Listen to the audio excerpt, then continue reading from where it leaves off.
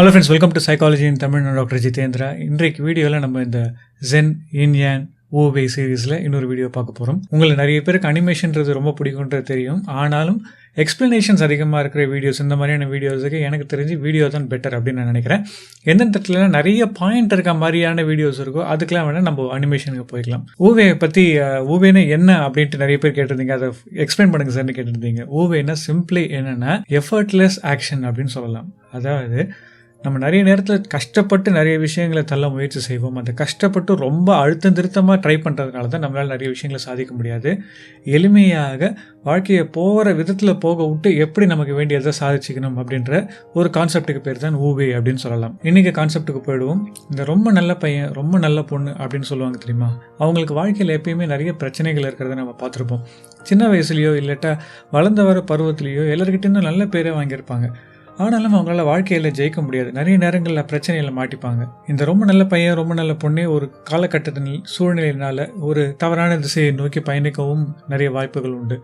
இந்த மாதிரியான விஷயங்கள் ஏன் நடக்குது அப்படின்றத புரிஞ்சுக்கிறதுக்கு சைக்காலஜியில் நிறைய தியரிஸ் இருக்குது. பட் இன்னையோட வீடியோவில் நம்ம yin yang wu wei இந்த கான்செப்ட்லேருந்து இந்த விஷயம் எப்படி பிரச்சனையாக மாறுது அப்படின்றத பார்ப்போம். நம்ம ரொம்ப நல்லவனாக இருந்தோன்னா ரொம்ப நல்லவனாக இருக்கிறது நல்லதா அப்படின்றதையும் ஒரு வாட்டி திரும்பி பார்த்துப்போம். ஒரு முக்கியமான விஷயம் நீங்கள் புரிஞ்சிக்க வேண்டியது என்னென்னா, நிறைய நேரங்களில் ரொம்ப நல்லவனாக இருக்கிறது அப்படின்றது இஸ் அன் ஓவர் காம்பன்சேஷன் அப்படின்னு சொல்லுவோம். அதாவது என்னென்னா, இப்போ ரொட்டியை நீங்கள் தந்தூரியில் சுடணும் அப்படின்னு நினைக்கிறீங்க அப்படின்னு வச்சுப்போம். அந்த ரொட்டியை எடுத்து சுட முயற்சி செய்யும் பொழுது தீயில பட்டா கருகிடும் அப்படின்ற பயத்தினால ரொம்ப தூரம் ரொட்டியை விலக்கி வச்சோம் அப்படின்னா ரொட்டி முதல்ல வேகவே வேகாது இல்லைங்களா?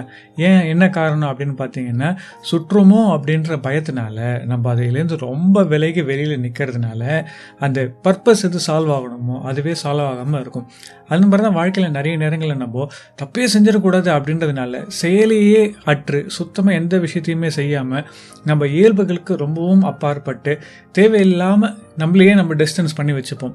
அந்த மாதிரி டிஸ்டன்ஸ் பண்ணிக்கும் போது என்ன பிரச்சனை ஆகும் அப்படின்னு பார்த்தீங்கன்னா, நான் ரொம்ப நல்லவனாக இருக்கேன் அப்படின்ற மோல்டுக்குள்ளே வரும்பொழுது உலகம் நம்மளை நல்லா பாராட்டும், சுற்றி இருக்கவங்கலாம் கை தட்டுவாங்க, இந்த மாதிரி மனுஷன் அப்படின்லாம் சொல்லுவாங்க. ஆனால் வாழ்க்கையில் நீங்கள் எப்பயுமே கஷ்டப்பட்டுட்டு தான் இருப்பீங்க. ஒவ்வொரு பீரியட் ஆஃப் டைம் நீங்கள் அந்த ரொம்ப நல்லவனாக இருக்கிறது மக்களுக்கு போர் அடிச்சும் போயிடும்.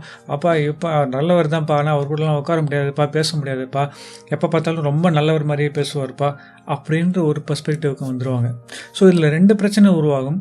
ஒன்று, மக்கள் உங்களை விட்டு விலகியே நிற்கணும்னு நினைப்பாங்க.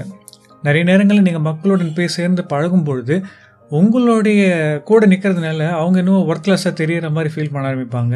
எப்பயுமே ஒரு மனிதரால் ஒரு சமுதாயத்துடன் இணைந்து வாழ முடியல, இணைந்து செயல்பட முடியல அப்படின்னா, அவரை ஒதுக்கி வச்சிடுறாங்க அப்படின்னா அந்த மனிதர்களுக்கு ஒரு நிறைய பிரச்சனைகள் உருவாகும். இதில் நான் இன்ட்ரோவர்ட் எக்ஸ்ட்ரோவர்ட் அப்படின்றத பற்றி பேசலை. இன்ட்ரோவர்ட் எக்ஸ்ட்ரோவர்ட் அப்படின்றது நமக்கு பேசணுமா வேண்டாமா, பழகணுமா வேண்டாமா அப்படின்ற ஒரு இன்டர்னலான பர்சனாலிட்டியை சார்ந்த ஒரு விஷயம். இது அந்த மாதிரியான ஒரு விஷயம் கிடையாது. அதாவது ஒரு இன்ட்ரோவர்ட்டாகவே இருந்தாலும் நம்ம சமுதாயத்தில் தான் இருக்கோம் அப்படின்றத உணர்ந்து தான் இருப்பார். இந்த இடத்துல இந்த மனிதருக்கு சமுதாயத்துடன் இணைந்து இருக்கணும் அப்படின்னு ஆசைப்பட்டால் கூட இந்த மனிதரால் இருக்க முடியாது.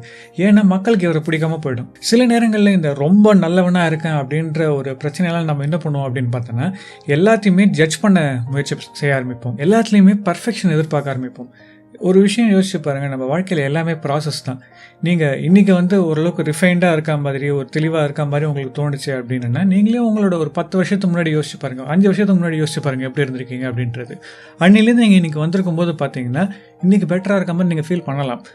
ஆனால் இன்னொரு 5 வருஷம் கழிச்சு பார்த்தீங்கன்னா இந்த நாளே ரொம்ப மோசமாக இருந்தீங்க அப்படின்ற மாதிரி தோணலாம். ஸோ எல்லாருமே ஒரு ப்ராசஸில் தான் இருக்கும் அப்படின்றத நம்ம புரிஞ்சுக்கணும்.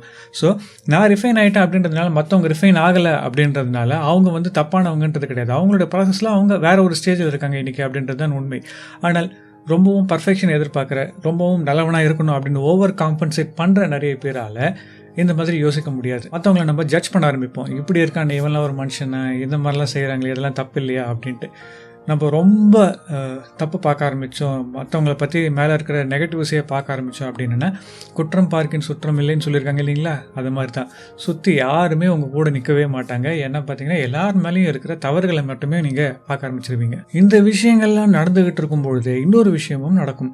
இந்த மாதிரி நீங்கள் ரொம்ப நல்லவனாக இருக்கணும்னு ட்ரை பண்ணி எல்லா விஷயங்கள்லையுமே வந்து பர்ஃபெக்டாக இருக்கணும்னு நினச்சி செயல்பட்டுக்கிட்டு இருக்கும்போது சில டைம் வாழ்க்கையில் நீங்களே ரொம்ப ப்ரெஷரைஸ்ட் ஆகிடுவீங்க. உங்களுடைய இன்ஸ்டிங்ஸ் அப்படின்னு சொல்லப்படுற விஷயங்களை நீங்கள் ரொம்ப அழுத்தி வச்சிங்கன்னா என்னைக்காவது ஒரு நாள் அது வெடிச்சிட்டு வெளில வரும். அப்படி வெளில வர அன்னைக்கு நீங்கள் இவ்வளோ நாள் கஷ்டப்பட்டு கட்டு காத்து வச்சுருந்த அந்த இமேஜே வந்து உடஞ்சிரும்.